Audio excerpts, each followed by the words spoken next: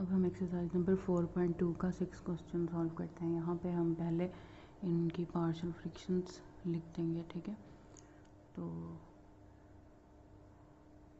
कैसे लिखना है, हमने x-1 के ऊपर स्क्वायर है ना, तो स्क्वायर जो है वो हमने डायरेक्टली नहीं लिखना, क्योंकि ये लीनियर फैक्टर्स होते हैं ना, तो एक तरतीब से बढ़ते हैं। तो पहले हम सिंपल x-1 लिखेंगे और उसके बाद कांस्टेंट b के साथ हमने x-1 का स्क्वायर लिखना है, ठीक है। डायरेक्टली स्क्वायर नहीं लिखना, और फिर थर्ड फैक्टर आ जाएगा। अब हमने क्या करना होता है, मल्टीप्लिकेशन करनी होती है कॉमन फैक्टर्स के साथ। तो कॉमन क्या है इनमें, x-1 का होल स्क्वायर और x+1। इसको हमने बोथ साइड पे मल्टीप्लाई करना है इक्वेशन के।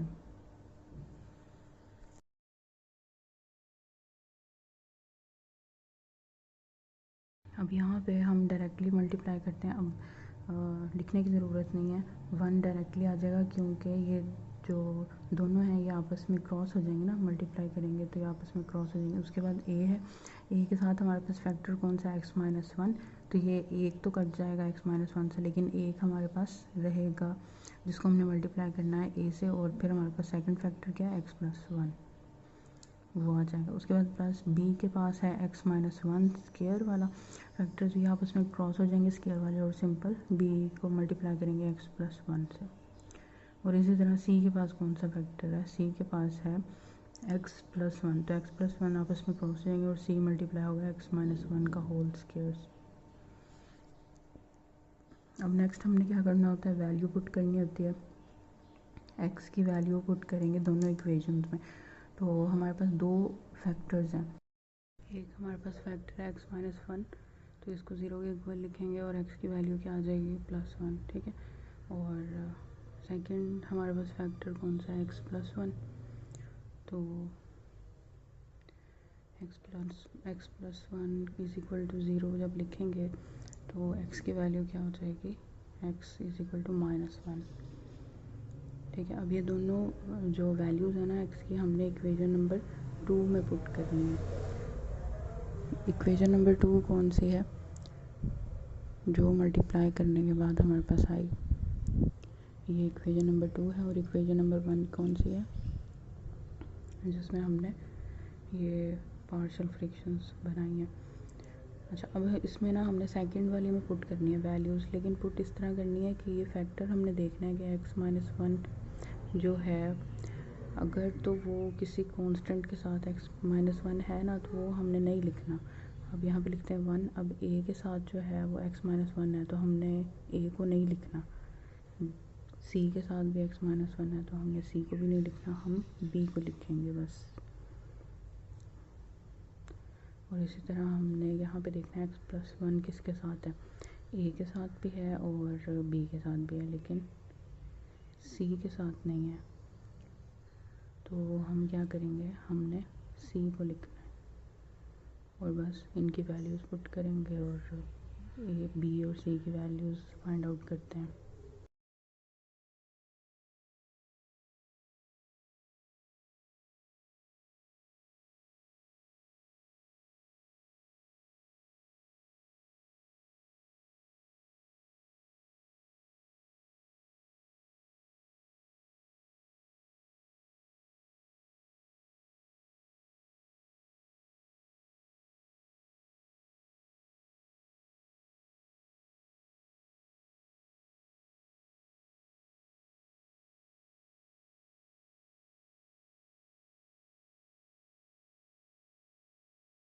अब हमारे पास b और c की वैल्यूज़ आ गई, और अब हम थर्ड काम क्या करना होता है, हमने equating the coefficient of x square, वो भी हम इक्वेशन नंबर सेकंड में देखेंगे कि x स्क्वायर के साथ कौन कौन से कोएफिशिएंट्स हैं, वो हमने लिखना है।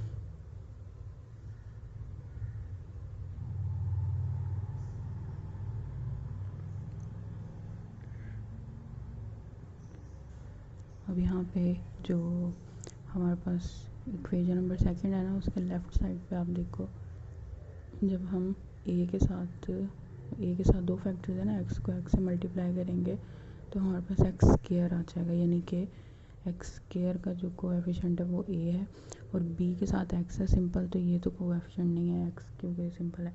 और एक्स स्क्वायर का जब स्क्वायर ओपन करेंगे तो एक्स स्क्वायर आ जाएगा, यानी सी को भी लिखना है। और अगर हम लेफ़्ट साइड पे देखें तो यहाँ पे तो कोई एक्स स्क्वायर नहीं है, यानी कि हम इसको ज़ीरो लिखेंगे।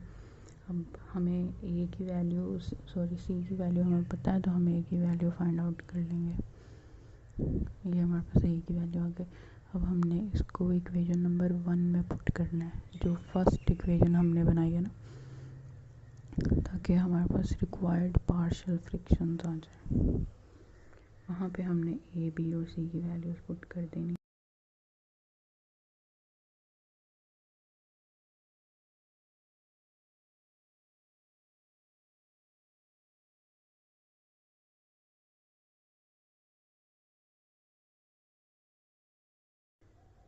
शायद आपको नज़र नहीं आ रही थोड़ा स्क्रीन को।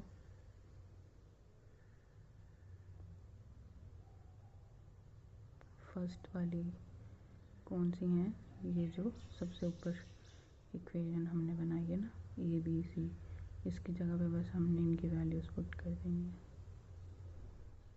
ये सारी इक्वेशन लिखेंगे और यही हमारा आंसर है और यही रिक्वायर्ड पार्शियल फ्रिक्शंस हैं।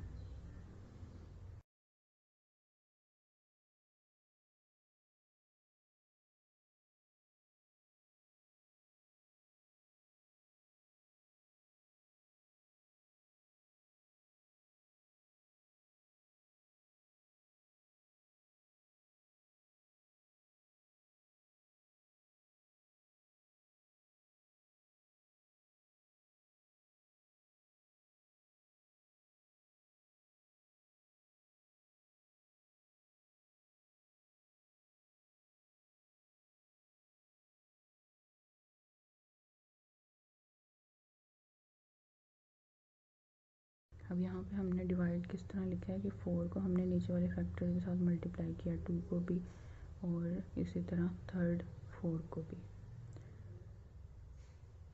नेक्स्ट वीडियो में हम नेक्स्ट क्वेश्चन सॉल्व करेंगे।